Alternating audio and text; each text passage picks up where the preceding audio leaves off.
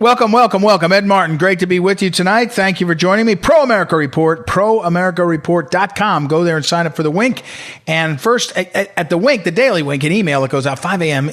West Coast time, and 8 a.m., of course, that would be on the East Coast. So anytime you sign up, you get that 5 days a week. And we've really worked on it. I think it's very valuable. So I hope you'll go there and check it out. Now, we have some work to do today, though, because I was over at Periscope earlier this afternoon, and I do a Periscope on Twitter. If you go there at 3 o'clock East Coast time, noon West Coast, you can watch, and I will often talk about some of the stuff I'm going to get to during the Wink today. It's kind of a preview, and it's really fun, and there's some great folks in there that can't listen to the show, or I don't know, they like watching that. It's about 10 or 15 minutes, so if you want to check that out. But what I talked about today was, and I've said this before, we're outnumbered. And we're outnumbered, but we can still win, and we will win, and we always do win because we got good on our side and not evil, and we're at the right things. But also, we know how to be engaged. We know how to fight back. We know how to, play the field of battle to our advantage, even when we're outnumbered. But first, how are we outnumbered? Man alive! I got to tell you, this General Flynn situation, it makes me nuts. General Flynn today, the Court of Appeals for the D.C. Circuit, so that's the place where his case had originated.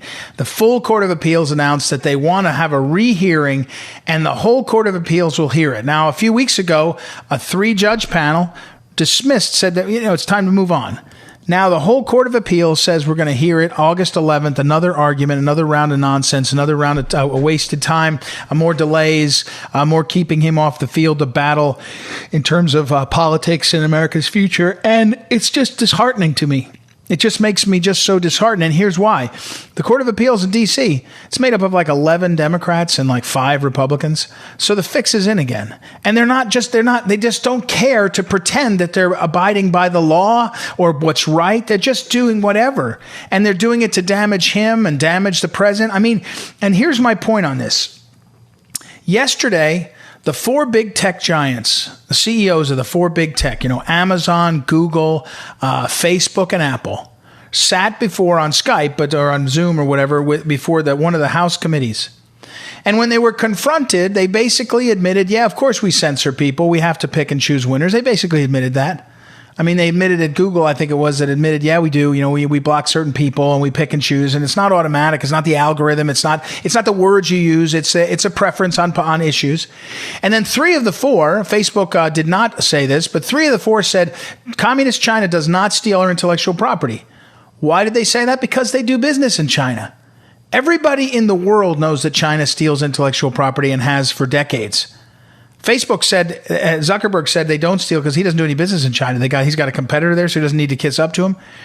My point here is we now have the big tech admitting, Google has stopped allowing Breitbart to show up in searches. They've stopped allowing Daily Caller to show up in searches at the same amount. So they're skewing the searches against center-right and right conservative viewpoints.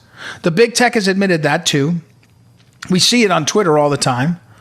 Twitter is taking down videos of doctors who are making arguments about hydroxychloroquine. No one said it was definitive, but they're making arguments. So now Facebook is taking down videos because they're now the medical police too. So now you put this all together, and what do you have? You have the control, and then another one. I told earlier on Periscope. I said this. We're having our Big Eagle Council in next month, 2 months from now in September, and included in that is it's a representative, European Parliament member Dominik Tarczyński, great Polish conservative, been a leader over in Poland. And he was telling me recently that America is so disserved by the fact that overseas, the only American channel they do get Fox a little bit, but not everywhere. But everywhere you go, it's CNN. And Dominic knows how badly CNN is lying and distorting things, so he sees it, but most people don't.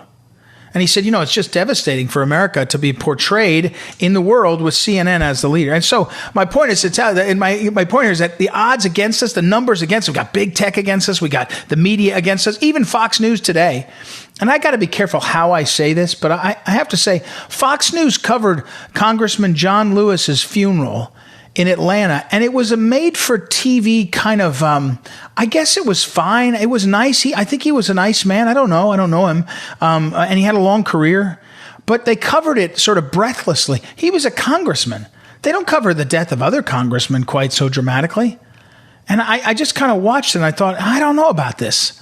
And it made me think Fox was covering every last sentence. And Obama gave a speech, and his speech was a political speech. And they all covered it breathlessly. And I thought, even Fox can't have the courage because they're conditioned by this culture that says you must abide by what we tell you to feel good or bad about. And so that's where we are. You know, Flynn's tied up by the courts. It's the punishment is worse than the punishment is the process is the punishment. We got big tech against us. And here's the next one. President Trump. And we've got the China virus. The China virus, which is hurting Americans. Herman Cain died today. Now, he was in his 70s. He might have had some other issues, but he died from coronavirus. I mean, I think that's pretty clear. You know, there's people sick. It's sad. This is a pandemic. There's real problems. On the other hand, we've got teachers unions using it as an opportunity to hold us hostage and our kids hostage, but to demands that are other than taking care of schools. There are all sorts of demands on Medicare for all. That's one of the demands out of the Los Angeles teachers unions. And on top of all that, we have the China virus being used by the left to promote mail-in voting. Mail-in voting, which is just a ballot mailed to the houses where you were registered in the past. And when they do studies of this, they have at least 3% missing, totally missing. In places where they've used it, they've had incredible problems with compliance and getting it done. And here's the thing. We got all that stacked against us. And what you need to know is it's real. If you feel that, you're feeling it right. You should feel that. You should feel beleaguered because we are being overrun by the forces of darkness that want to destroy this country. That's true. That is true. That's a fact. And here's the reality, though. Every time that's happened, it hasn't taken a majority of 78% or 92% or anything to win and keep the country going or win the country. It's only taken a minority who knows what's at stake and how to fight.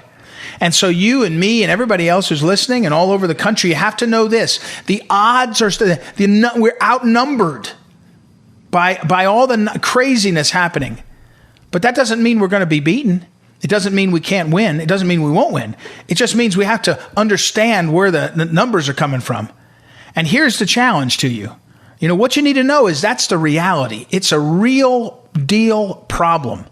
We're being overrun by a culture that wants to destroy America. But what can we do about it is the key. 95 days from today is the election.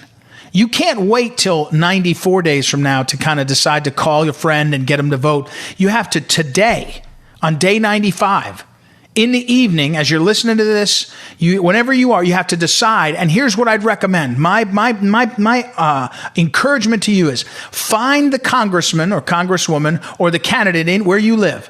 Find the senator in your state that's running. If there's not somebody good enough, if you're involved in other races, that's fine too. But at the federal level, find the candidate and call up and say, I want to help. I need to help you. We need to make sure we hold back what's going on. How can I help? And let me warn you, the first time you call, they probably won't call back on time. It'll be some intern, it'll be somebody else. It doesn't matter. Call back a second time. If you go 3 times and they don't handle it, then move on to the next one. But 95 days from now, we have 95 days. It's not too late. And campaigns will know how to utilize you. If they don't, move on to the next one. But you got to do more than just vote in 95 days. If you want to be a poll watcher, that's fine. Later on in the program, might be tomorrow, we're going to talk with Catherine Engelbrecht of True the Vote. I think it is tomorrow. And she talks about exactly how to get poll workers and poll watchers. And here's just what I got to tell you. We got 95 days. If you feel like we're outnumbered, we are. But so were the founders. So were the before the founders got founding things, so were the people that just started the revolution. So were the people that made big changes. So were you get the point. If you feel outnumbered and you're seeing it, and you're saying, what's going to happen? The answer is, if you keep talking about it and don't do something, then it's going to be harder.